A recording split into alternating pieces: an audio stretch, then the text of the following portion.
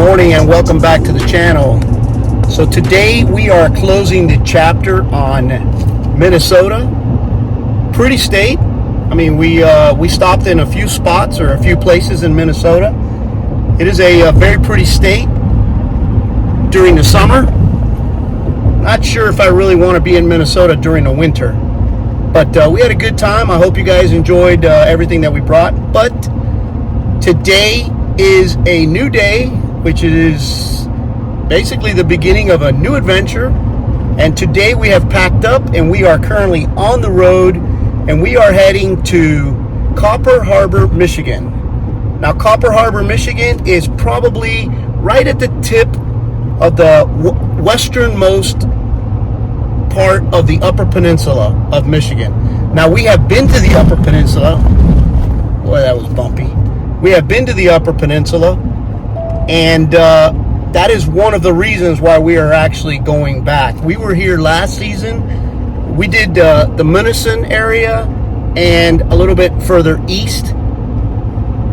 This trip, we decided to start off from the very west end of the Upper Peninsula and work our way back. We are going to spend just a little over 3 weeks in the Upper Peninsula.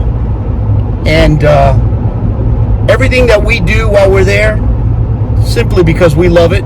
We love the Upper Peninsula. What a pretty place. We are actually here a month earlier than last year. Last year we did the middle of September, towards the end of September. We were only there for about a week and a half. Not enough for us. We're going back now for almost 3 weeks, but we're actually a month early. So last year it was a little cold during the middle of September. Not really quite sure what to expect today. I checked the forecast earlier. The high is 61 today in Copper Harbor. So I'm looking forward to it. Looking forward to that weather. That's it. That's a scoop on today. And I'll give you guys a status report when we arrive. Good morning, guys. So we made it here to Copper Harbor, Michigan. We actually made it yesterday. It is a new day here. We made it yesterday. We're really busy when we got here. Number one, it was a 6-hour day. We arrived almost at 5 o'clock in the afternoon. We ran into some issues on the campground. More on that later.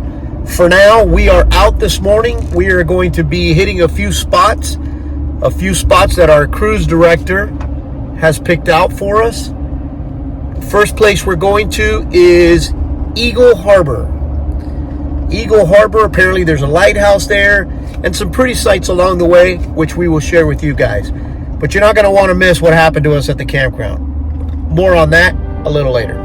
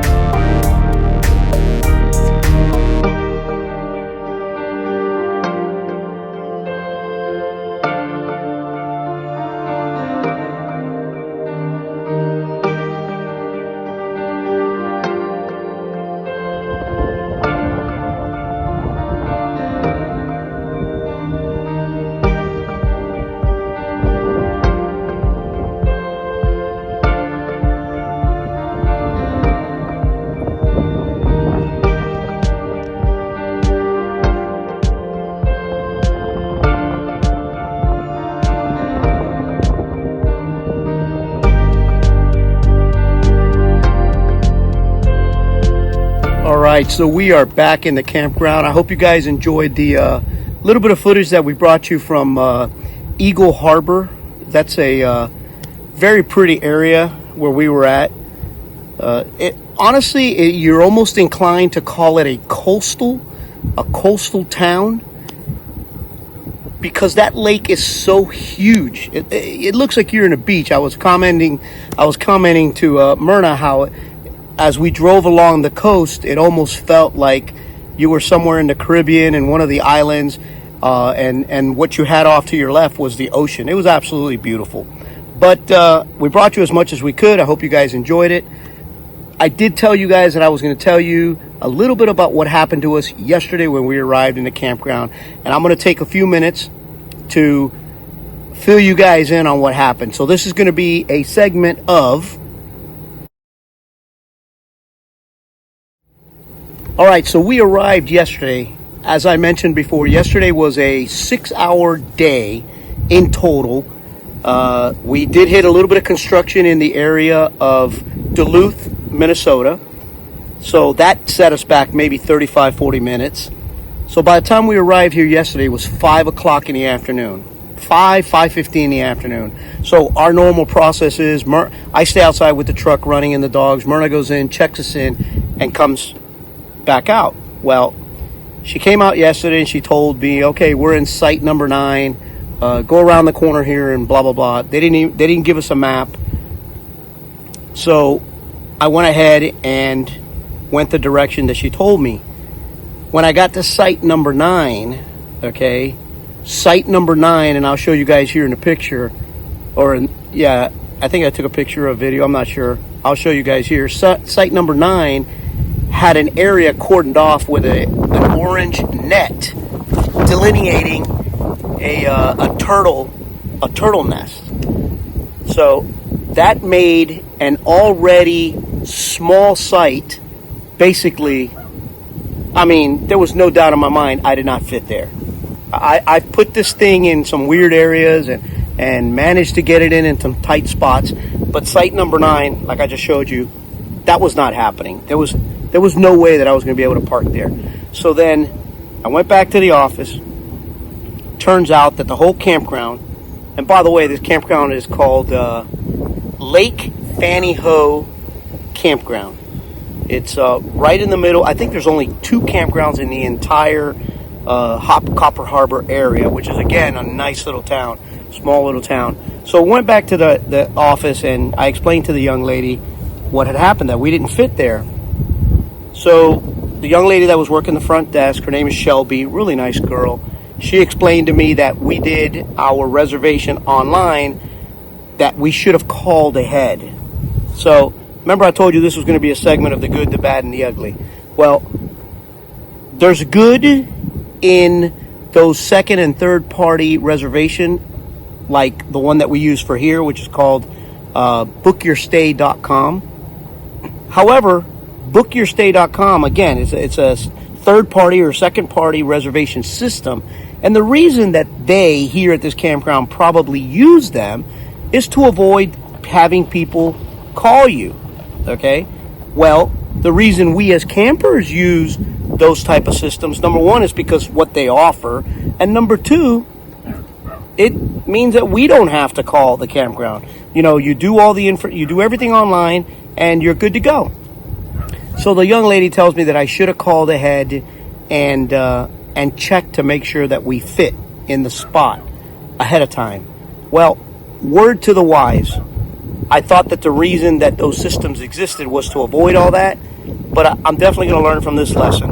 And from now on, I'm definitely going to call. Remember, those third-party or reservation sites, they're only as good as the information that the campground provides.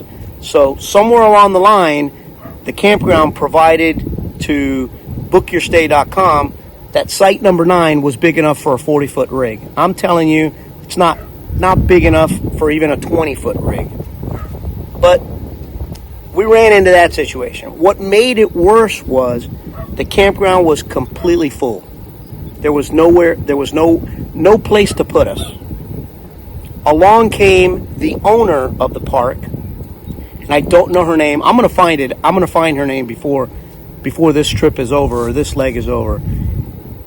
Extremely nice lady, super helpful. She realized the dilemma that we were in. It wasn't a situation about pointing fingers or it's their fault, my fault, whose fault, bookyourstay.com's fault. It wasn't anybody's fault. She realized that we were in a pickle and she was going to do everything she could to help me. And let me tell you something.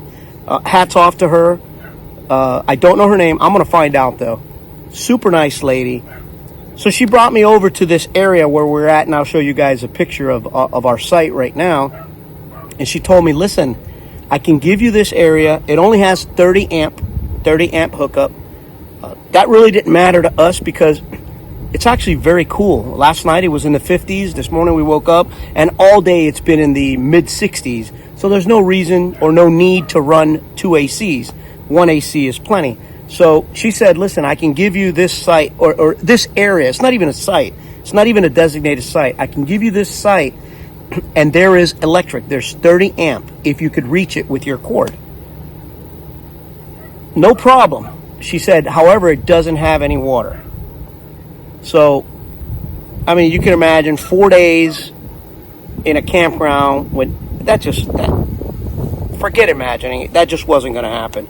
We weren't going to be able to do that. So this area that I showed you where we're parked is basically an open field that they use to park, boats and trailers and stuff like that.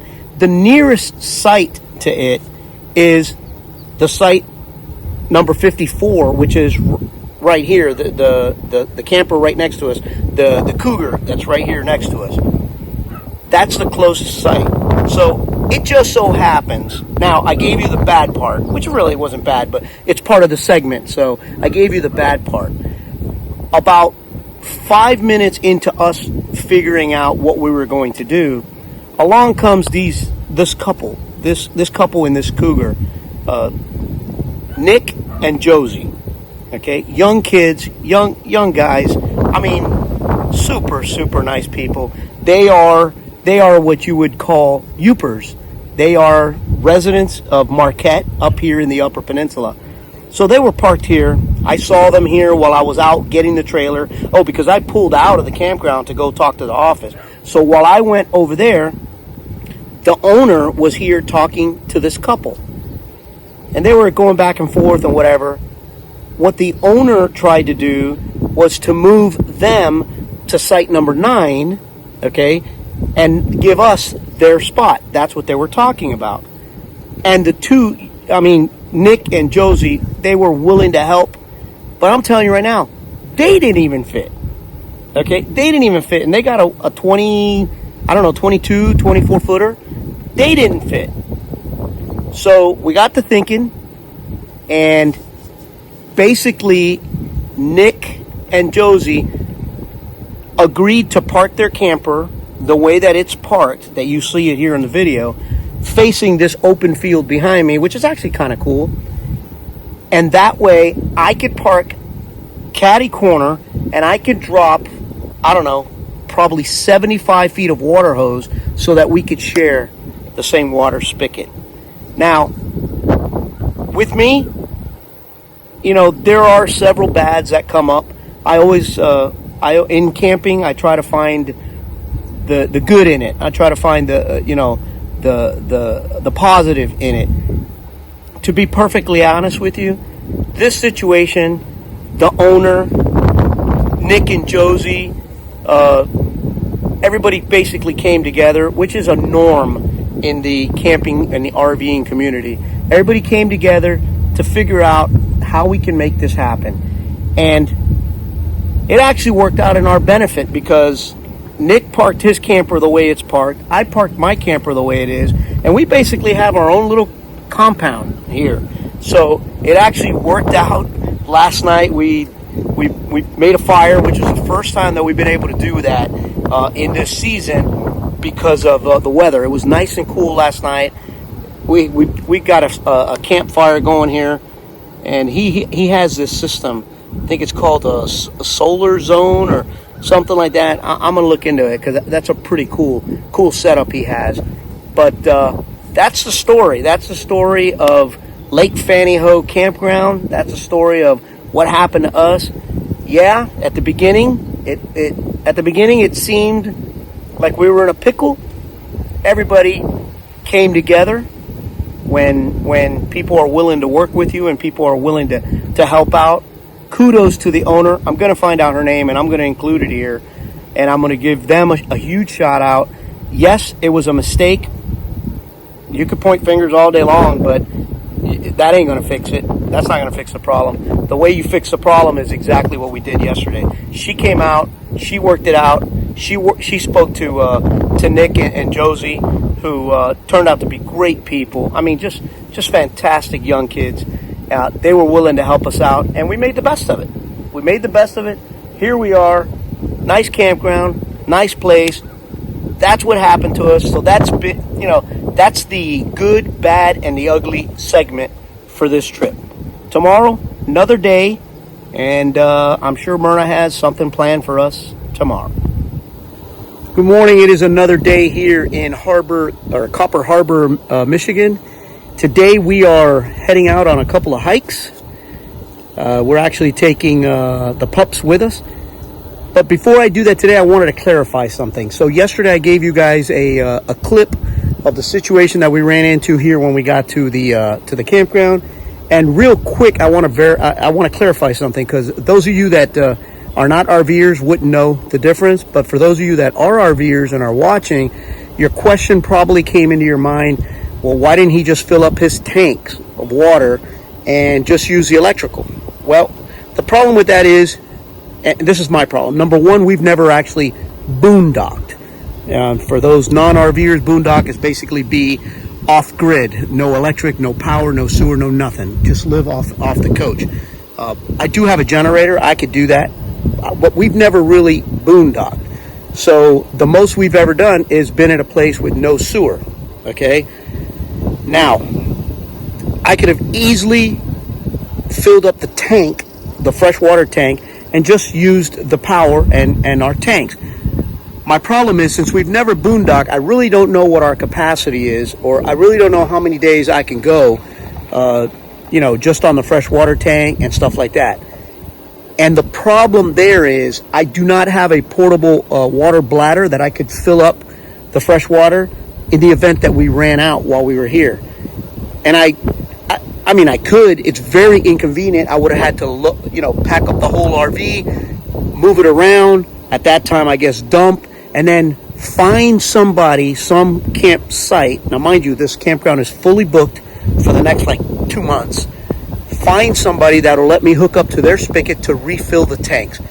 In short, I didn't want to go through all that. Number one. Number two, when I made my reservations, I paid for a site with electric and water. I didn't have a problem going without sewer. I've done that, but I did pay for a site with electric and water. They were very accommodating. Again, it was an issue that came up, so I really didn't feel that I needed to do that. Besides, it got resolved. So I hope that clarifies a little bit for those of you that are saying, "Oh, why didn't he just live off his fresh water tank?" And in short, basically, had I run out of the fresh water, hooking up and going to somebody's site and filling up the tank again, that was just not an option. I have never really boondocked to kind of gauge how many days we can go and what type of water usage to make us last longer for 3 or 4 days. I've never really done that. And until I don't do that, I will not be comfortable basically boondocking all the way. So there's the answer to that question, in case you were wondering. Today, we're going hiking. And whatever we do, I'll share with you guys. All right, so we are on Hunter's Point, which is a very small, it's 1.7 mile loop that goes around, I guess, Copper Harbor here. And we actually brought the dogs with us today because it's pretty cool out. Or no, not cool, it's in the 70s. And it's a flat hike. So basically today is it's a dog trail, because we are at their pace. And if you know dogs out in the woods, they stop every 10 feet to smell some other dog.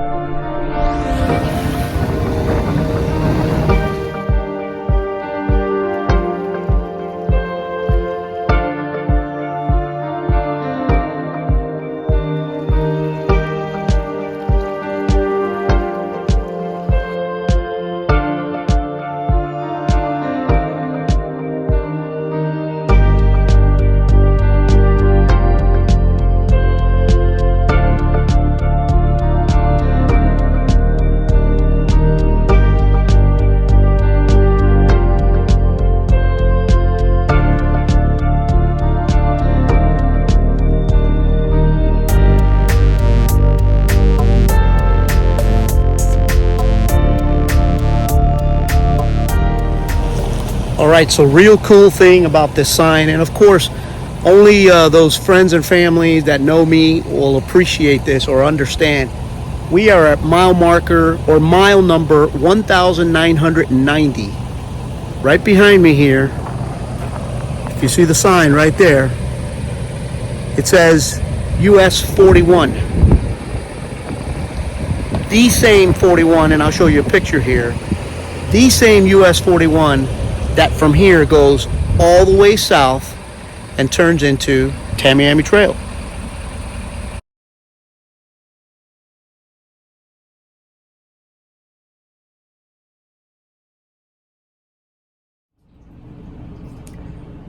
So what's up? It is another day here in Copper Harbor, Michigan, obviously. Today was a very busy day for Myrna and I. Today we did absolutely nothing. We, as Myrna likes to call it, we vegged all day. It was a catch-up day. We didn't do anything, with the exception of we went to dinner with our new friends that are right next door to us, Nick and Josie. They are, I mentioned to you guys earlier, I'll share a picture of them right now. We went to dinner, had a great time. We actually had a very good time with them, doing some campfires and hanging out. Young, I hate to say kids, but they're, compared to us, they're young kids. Great couple. We had a fantastic time. It's funny because our next stop, which is a place called Ishpeming, Michigan, which is about 14 miles just outside of Marquette. Marquette in the Upper Peninsula is actually our focal point. That's exactly where we're going to visit.